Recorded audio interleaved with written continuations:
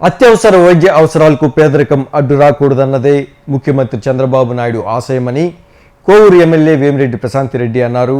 ఆమె నెల్లూరు నగరంలోని మాగుంట లేఅవుట్ తన నివాసంలో కోవూరు నియోజకవర్గ పరిధిలోని 23 మంది అనారోగ్య పీడితులకు ముఖ్యమంత్రి సహాయ నిధి నుండి చెక్కులు పంపిణీ చేశారు.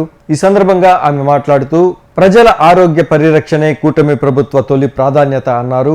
ముఖ్యమంత్రి సహాయ నిధి అత్యవసర సహాయం అందిస్తూ చంద్రబాబు నాయుడు నిరుపేదలకు ప్రాణభిక్ష పెడుతున్నారన్నారు.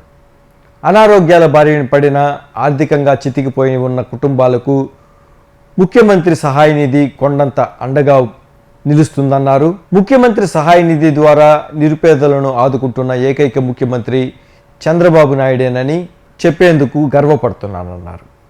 ఈ కార్యక్రమంలో టీడీపీ నాయకులు బెజవాడ వంశీకృష్ణారెడ్డి, పెన్నా డెల్టా చైర్మన్ జెట్టి రాజగోపాల్ రెడ్డి, రావెల వీరేంద్ర నాయుడు తదితరులు పాల్గొన్నారు.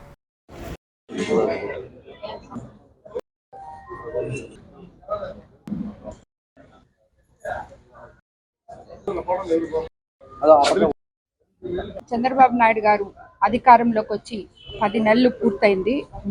ఈ 10 నెలల్లో ఏ రకంగా అయితే మనం అభివృద్ధి, సంక్షేమము సమపాళల్లో జరుపుకునే నాయకులు మనకు వచ్చారు అని అనుకున్నామో, అదేవిధంగా మానవతా దృక్పథంతో ఎంతో మంది తెలుగుదేశం కార్యకర్తలు, నాయకులకి భరోసాగా వాళ్ళకి సీఎం రిలీఫ్ ఫండ్స్ ద్వారా వాళ్ళకి అండగా నిలిచారు.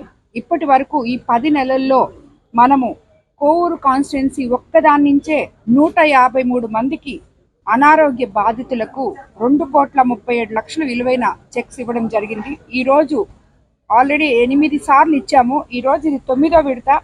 23 మందికి 27,81,000 విలువైన CMRF చెక్స్ ఇవ్వడం జరిగింది.